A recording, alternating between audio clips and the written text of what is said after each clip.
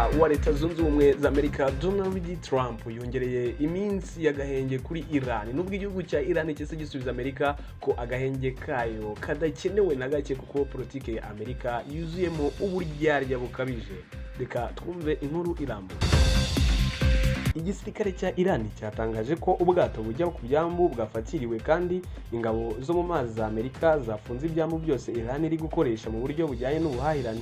Biravuga ko Iran uburyo bujyanye n'ubuhahirane budashoboka kwera ingabo za Amerika zafunze ibyambu byose. Aha ni naho Iran ihera ivuga ko kongera igihe cy'agahenge kwa Amerika ari nk'agasuzuguro gakabije, bitewe n'uko Amerika yakomeje kugota Iran mu duce tugiye dutandukanye tw'iki gihugu, bigatuma ubuhahirane bugorana ku ruhande rwa Iran. Ku rundi ruhande, Amerika ivuga ko yongereye agahenge kugira ngo Iran ibe yakemera ibyavuye mu biganiro byabereye mu mujyi wa Islamabad mu gihugu cya Pakistan, ariko nta kintu byagezeho na gato, kubera ko byose yaba ibihugu bya Iran ndetse na Amerika nta na kimwe cyashyize mu bikorwa ibyavuye mu biganiro cyangwa se ngo bagire icyo bemeranywa.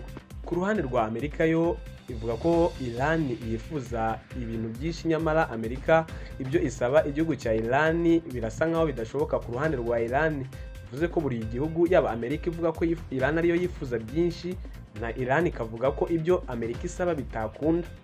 Ni mu gihe Pakistan iri guhuza Iran na Amerika yasabye ko agahenge kakongerwa kugira ngo harebwe niba ibiganiro byakomeza kugeza habonetse umuti urambye w'iki kibazo. Perezida wa Amerika Vance wari witezwe kujya muri Islamabad tariki 21 Mata 2026 ntiyigeze ajyayo, ntiyagira n'icyo atangaza kuba ataragiye muri uyu murwa wa Islamabad mu gihugu cya Pakistan, aho yo eriyo gufasha ibi bihugu kuba yabihuza.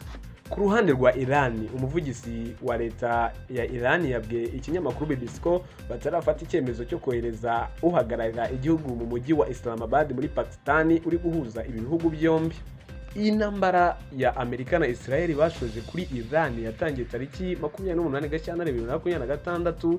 Iran yatangaje ko uruhande rwayo hasenyutse amazu abarirwa mu 39,585, itangaza ko muri rusange ibyangijwe byose bibarirwa muri miliyari 270 z'amadolari, ari nayo yasabye Amerika ko yakwishyura indishyi y'akababaro y'ibi byose byangiritse, ubundi akabagana mu nzira z'amahoro. Hakomeje kwibazwa iby'intambara ikomeje kugira ingaruka mbi cyane ku bukungu bw'isi muri rusange, ugendeye ku migabane yose y'isi. This is Afande Empire. Kanda subscribe ubundi tujye tubana umunsi ku munsi amakuru ujye uyamenya gatanu ku kandi.